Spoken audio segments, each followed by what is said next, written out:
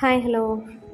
അപ്പോൾ നിറയെ കൊന്നപ്പൂക്കളുള്ള സമയമായിരുന്നു. പക്ഷെ നല്ല അടുപ്പിച്ചിട്ടുള്ള മഴകളൊക്കെ കിട്ടിയോണ്ട് തന്നെ കൊന്നപ്പൂവൊക്കെ കൊഴിഞ്ഞു പോയി തുടങ്ങി എല്ലാ പൂക്കളും. വീട്ടിൽ കൊന്നപ്പൂ ഉണ്ടെങ്കിലും മഴ കാരണം എൻ്റെ വീട്ടിലെ മൊക്കയും കൊഴിഞ്ഞു പോയി.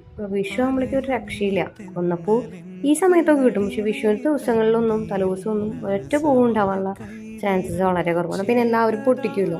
അപ്പോൾ ഞങ്ങൾ ഇരിങ്ങാലക്കുട ഞങ്ങൾ ഇങ്ങനെ പോയിക്കൊണ്ടിരിക്കുന്ന സമയത്താണ് ഞങ്ങൾ അടിപൊളി നല്ല കുറേ കണിക്കൊന്ന പൂത്തുക്കുന്നുണ്ട്. ഈ സമയത്ത് കണിക്കൊന്ന ചോദിച്ചു കഴിഞ്ഞാൽ എല്ലാവരും തരും. കാരണം എന്താ വെച്ചാൽ വിഷു കുറച്ച് ദിവസം കൊണ്ടില്ല. കണിക്കൊന്നയുടെ ഒരു പ്രശ്നം അതാണ്, പൊട്ടിച്ചു കഴിഞ്ഞാൽ പെട്ടെന്ന് വാടും. അതല്ലെങ്കിൽ ഒരു 1-2 മണിക്കൂറിനുള്ളിൽ പൂവൊക്കെ വാടിപ്പോവും. അപ്പോൾ പിന്നെ എന്തായാലും എല്ലാവരും ഈ സമയത്ത് ചോദിച്ചാൽ തരും, കാരണം വിഷുവിന് ഈ ദിവസങ്ങളുണ്ടല്ലോ. അപ്പോൾ എന്തായാലും ഞങ്ങൾക്ക് ഒരു ഐഡിയ അറിയാവുന്നതുകൊണ്ട് തന്നെ ഞാൻ ഹസ്ബൻഡിനോട് പറഞ്ഞു, അത് പൊട്ടിച്ചോ. അപ്പോൾ അച്ഛനും മക്കളും കൂടി എല്ലാവരും പൊട്ടിക്കണം. അപ്പോൾ വീട്ടുകാരോട് ചോദിച്ചപ്പോൾ അവർ പൊട്ടിച്ചോളാനും പറഞ്ഞു. അപ്പോൾ മോനൊക്കെ മതിലുമ കയറിയിട്ടൊക്കെ കളക്ട് ചെയ്യണം. അപ്പോൾ അത്യാവശ്യം പൂക്കളെ ഞങ്ങൾക്ക് കിട്ടി.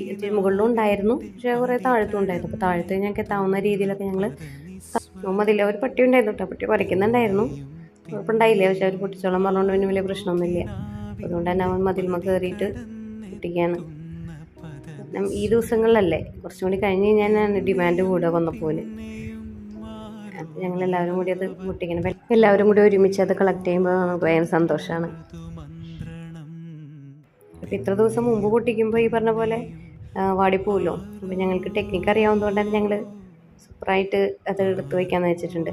അപ്പോൾ ഇങ്ങനെയും വിഷു നമുക്ക് കണിക്കൊന്നപ്പോൾ കുറച്ച് ദിവസം മുമ്പ് വാടാതിരിക്കാണ്ട് സൂക്ഷിക്കാനുള്ള വീഡിയോ ഓൾറെഡി ഞാൻ ഇതിൽ ടാഗ് ചെയ്ത് കൊടുക്കാം. കാരണം നമുക്ക് വിഷുവിൻ്റെ അന്ന് എന്തായാലും ബുദ്ധിമുട്ടാണല്ലോ. അപ്പോൾ എല്ലാവർക്കും ഞങ്ങളുടെ ഫാമിലിയുടെ വക ഒരു നല്ല വിഷു ആശംസിക്കുന്നു. Okay, thank you, by.